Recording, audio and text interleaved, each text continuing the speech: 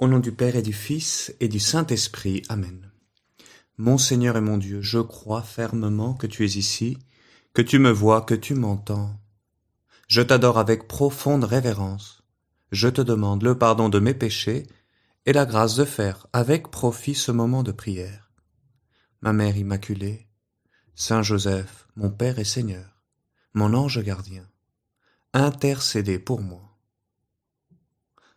Je ne sais pas si ça t'est déjà arrivé d'expérimenter cette triste réalité dans ta paroisse ou dans une communauté où nous avons senti qu'une initiative qui pouvait être bénéfique se voyait comme freinée par certains autres membres de la paroisse ou du groupe qui étaient réticents à l'accepter parce qu'elle ne venait pas des responsables habituels.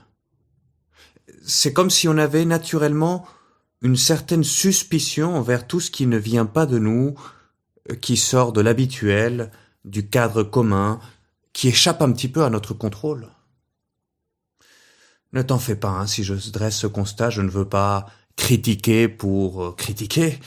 Nous sommes hélas bien souvent un peu comme ça, et les apôtres eux-mêmes n'ont-ils pas réagi comme ça lorsqu'un jour, alors qu'ils étaient en train d'évangéliser avec le Seigneur, en voyant le bien se répandre autour d'eux, Jean, qui est plein de fougue et croyant bien faire, s'approche du Seigneur et lui dit « Maître, nous avons vu quelqu'un expulser les démons en ton nom. Nous l'en avons empêché, car il n'est pas de ceux qui nous suivent. » Tu te rends compte ? Expulser des démons, miracle extraordinaire, au nom du Christ. Et pourtant il l'empêche. Est-ce que c'est le désir d'accaparer les grâces pour soi ? Je ne pense pas. Est-ce que c'est le zèle mal placé qui veut tout contrôler sans faire confiance à la liberté des autres qui est éclairée par la grâce ? Est-ce plutôt dû au fait de ne pas être capable de se réjouir du bien des autres par une certaine forme de jalousie ? Je ne saurais le dire. Il y a peut-être un peu de tout ça. Qui connaît au fond le cœur de l'homme sinon toi, Seigneur ? Et Jean, il t'aimait tellement. Il vibrait à l'idée de répandre ton amour partout, et pourtant, lui aussi, il a dû apprendre à se réjouir du bien qui se faisait autour de lui, mais sans lui. Et parfois même malgré lui, et bien plus brillamment qu'avec lui.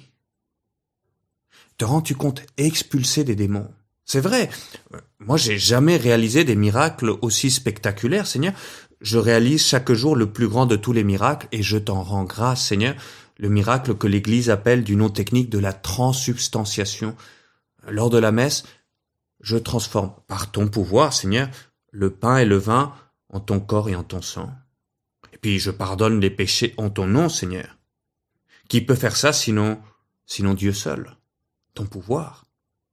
Mais c'est vrai que je n'ai jamais réalisé des grands miracles de guérison extraordinaires. J'ai pas senti la force de ta parole changer le cœur des personnes qui m'écoutaient dans ma prédication.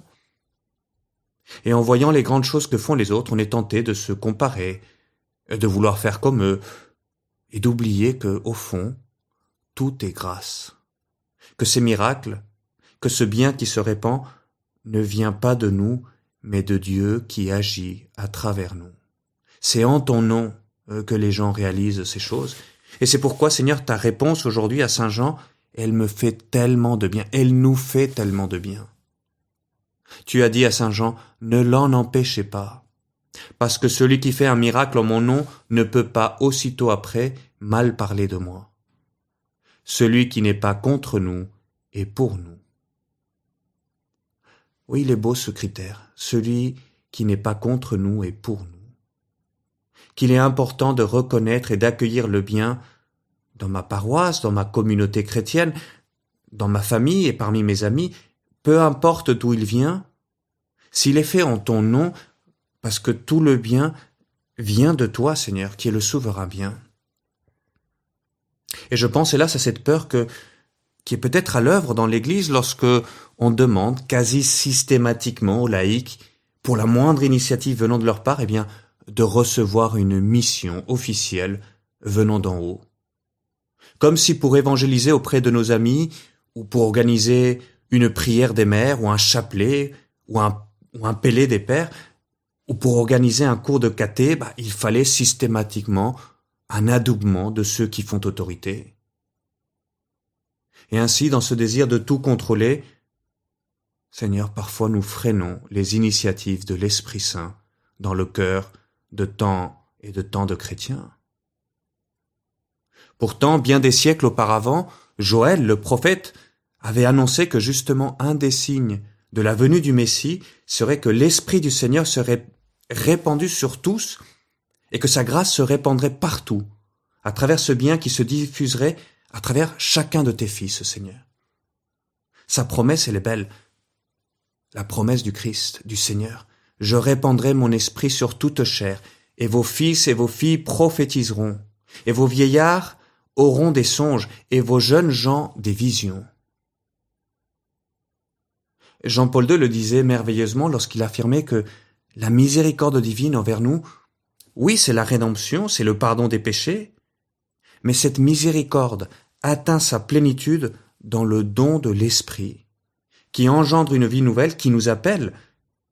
C'est-à-dire que la plus grande miséricorde de Dieu, c'est pas seulement de nous pardonner nos péchés, mais c'est que malgré mes faiblesses et les tiennes, eh bien, par l'Esprit qui est répandu en nous lors du baptême, par la grâce que j'ai reçue dans le sacrement de la confirmation, par la grâce du pardon des péchés et la grâce de pouvoir porter le Christ dans l'Eucharistie, dans mon cœur, eh bien, tu me rends possible, Seigneur, de faire le bien autour de moi. Et c'est ainsi que l'Esprit Saint nous pousse, chacun d'entre nous, à accomplir des bonnes œuvres, à vivre selon l'Évangile, à aimer Dieu et notre prochain.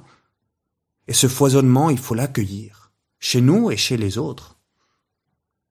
Le Concile Vatican II, éclairé par le Saint-Esprit, l'a proclamé avec force dans ce beau texte, ce décret sur l'apostolat des laïcs, Apostolicam Actuositatem, l'agir apostolique des chrétiens, un très beau texte qu'il faut que tu lises. Et dans ce texte, il dit que de par le baptême et par la réception des dons du Saint-Esprit, il dit, même les plus simples, ces dons, eh bien, il en résulte pour chacun des croyants le droit et le devoir d'exercer ces dons dans l'Église et dans le monde pour le bien des hommes, pour l'édification de l'Église, dans la liberté du Saint-Esprit qui souffle où il veut. Oui, Seigneur, oui, toi et moi, laissons l'Esprit Saint souffler partout autour de nous. Réjouissons-nous donc de voir l'œuvre de Dieu se réaliser chez les autres et à travers les autres, dans ma paroisse, dans l'autre paroisse, dans tel groupe de prière qui n'est pas le mien. Comme tu le disais si bien, Seigneur, à Jean, celui qui n'est pas contre nous est pour nous. Parce que lorsque quelqu'un accomplit une bonne action en ton nom, c'est toute l'Église qui en bénéficie.